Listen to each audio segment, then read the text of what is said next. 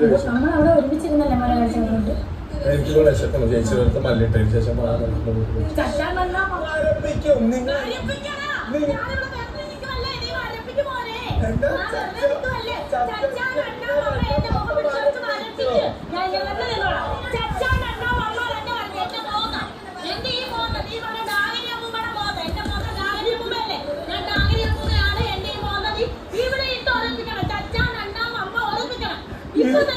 ഇതിനെക്കാട്ടി പതി ഞാൻ എന്റെ മുഖം ഇട്ടിട്ട് ആ മതിലിൽ കയറിയിട്ട് ഒരക്കുന്നതാ ചേച്ചി.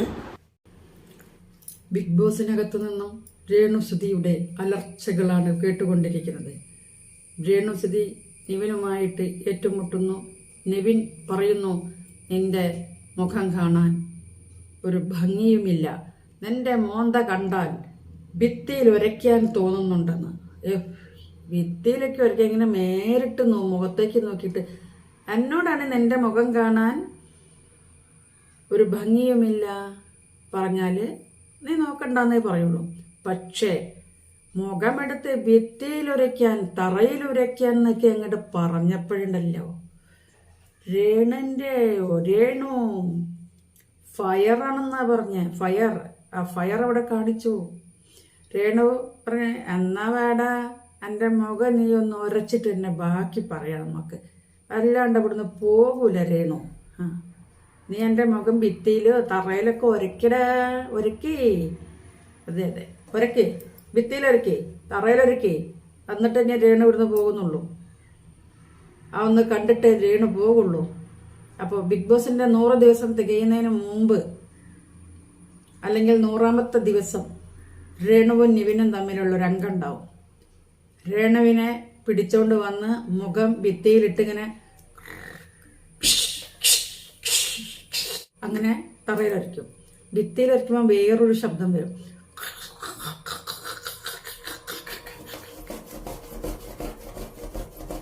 അത് ഭിത്തിയിലരച്ച ശബ്ദം.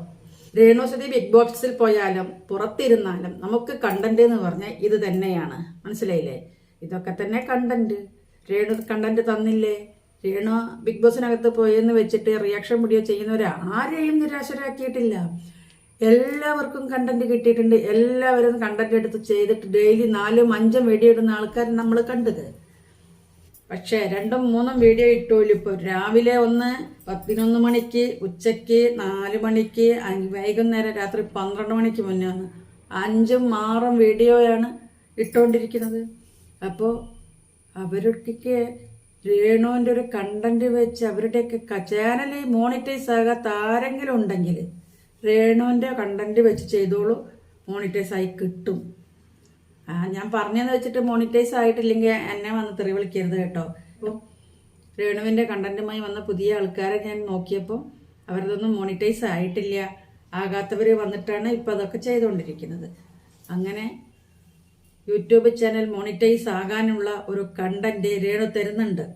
അതുകൊണ്ട് രേണുവിന് ഒരിക്കൽ തള്ളി പറയാൻ പറ്റില്ല. പിന്നെ അവിടെ നടക്കുന്ന അടിയെന്ന് പറഞ്ഞാൽ അനു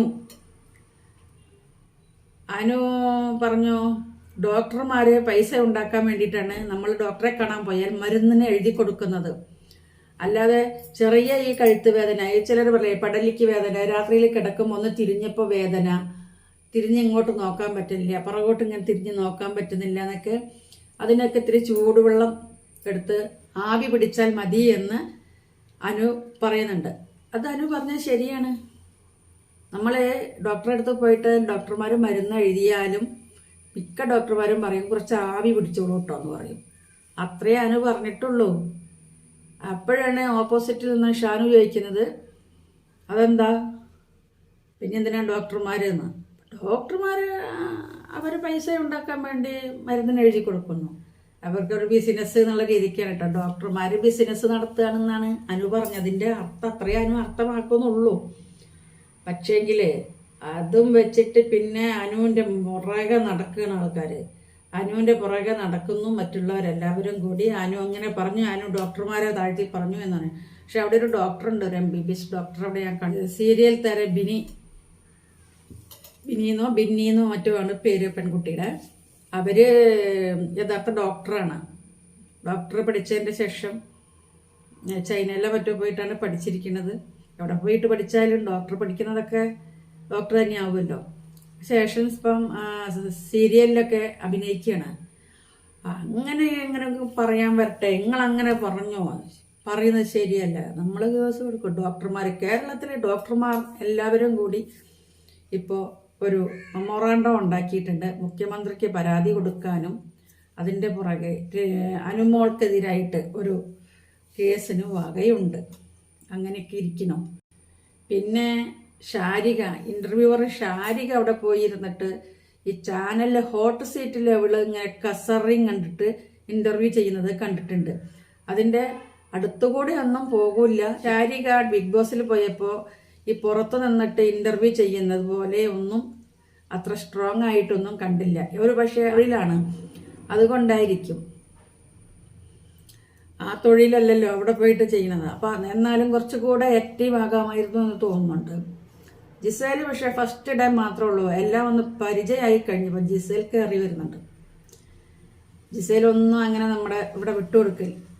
മലയാളത്തിൽ തന്നെ പറയുന്നുണ്ട്, ചിലതൊക്കെ അക്ഷരത്തെറ്റ് വരും. മലയാളം ഫ്ലുവൻ്റ് ആയിട്ട് ഇപ്പം മലയാളികൾ എല്ലാവരും തന്നെ ഇപ്പം ഇംഗ്ലീഷ് സംസാരിക്കും. കേരളത്തിൽ മലയാളം സംസാരിക്കുന്നത് ഗ്രാമപ്രദേശങ്ങളിലുള്ളവർ മാത്രമായിരിക്കും. സിറ്റിയിലോട്ട് വന്നാൽ അധിക പേര് ഇംഗ്ലീഷ് കസറി കൊടുക്കും. എല്ലാവരും ഓരോന്ന് പഠിക്കാൻ, ഓരോ കോഴ്സുകൾ പഠിക്കാൻ വേണ്ടിയിട്ട് ഓരോ സ്ഥലങ്ങളിലേക്ക് മാറ്റി താമസിക്കുമ്പം അവിടെ നിന്ന് പഠിച്ച് വരുന്ന ആൾക്കാർ മുഴുവനും പിന്നെ കേരളത്തിൽ വന്നാൽ പിറന്ന നാടും പെറ്റമ്മയെയും മറന്ന് അവർ ഇംഗ്ലീഷ് പറയും. അതിനേക്കാൾ എത്രയോ ഭേദമാണ് ജിസേൽ എന്നാണ് ഞാൻ പറയുക. അതായത് ജിസേലിൻ്റെ താമസം ബോംബെയിലോ മറ്റോ ആണ്. ഹിന്ദി റിയാലിറ്റി ഷോയിൽ പങ്കെടുത്ത ആളാണ് ജിസേൽ. പക്ഷെ ഇവിടെ മലയാള റിയാലിറ്റി ഷോയിൽ വന്നിട്ട് ആദ്യത്തെ ദിവസത്തെ ഒരു പരിചയപ്പെടലിൻ്റെയും പിന്നെ മലയാളികളുടെ ഇത്രയും പേരെ വീട് മാറിയിട്ട് നിൽക്കുമല്ലേ, ഇപ്പം നമ്മളെ മലയാളികൾക്ക് തന്നെ ഉണ്ടല്ലോ. അപ്പം അത് തന്നെയാണ് എല്ലാവർക്കും അവിടെ സംഭവിച്ചിട്ടുള്ളൂ. അല്ലാണ്ട് വേറെ ഒന്നുമില്ല. ജിസേലിൻ്റെ ആയിട്ട് പ്രത്യേകിച്ചൊന്നുമില്ല. ജിസേൽ ഇപ്പം കയറി വരുന്നുണ്ട്. നന്നായിട്ട് ഗെയിം കളിക്കാൻ അറിയാം എന്ന് മനസ്സിലാക്കുന്നു. മുനിഷി, രഞ്ജിത്ത്, ഷാനവാസ്, ഷാനു ഇവരൊക്കെ ഒരു തണുപ്പം മട്ടിലാണ് പോയിക്കൊണ്ടിരിക്കുന്നത്. പിന്നെ നെവിൻ കുറേയൊക്കെ ഒച്ചയും ബഹളവുമായിട്ട് നടക്കുന്നുണ്ട്. അതിലൊന്നും അല്ല കാര്യം, നമ്മൾ ടാസ്ക് തന്നാൽ അത് നല്ല കൃത്യമായിട്ട് ചെയ്യാൻ അറിയണം. ടാസ്കിൽ വിജയിക്കണം, ടാസ്കുകളിൽ വിജയിക്കണം. പിന്നെ കണ്ടന്റ് ഉണ്ടാക്കണം. സ്വന്തമായി കണ്ടന്റ് ഉണ്ടാക്കാൻ തന്നെ എല്ലാവരും പോയിട്ട് രേണുവിനെ ചൊറിഞ്ഞുകൊണ്ടിരിക്കുന്നുണ്ട്. രേണുവിനെ ചൊറിയുന്നവരുണ്ട്, ഷാരികനെ ചൊറിയുന്നവരുണ്ട്.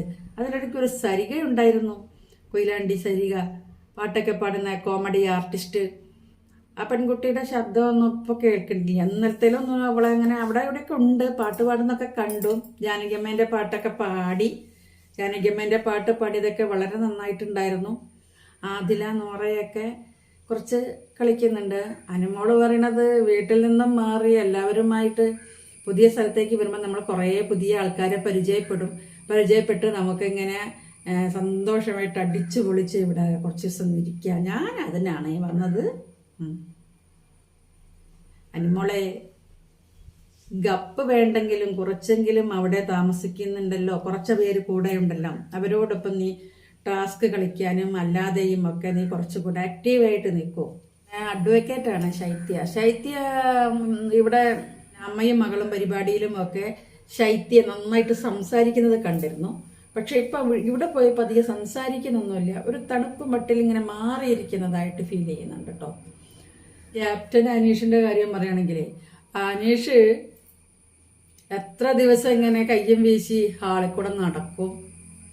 ഹാളിലൂടെ കയ്യും വീശി ആള് നടക്കുന്നുണ്ട്. ഇടയ്ക്ക് വെച്ച് ആരെങ്കിലും ഒന്ന് പോയിട്ട് ഒന്ന് ചൊറിയും, അവരോടൊരു മാന്ത് കിട്ടും, അത്ര തന്നെ.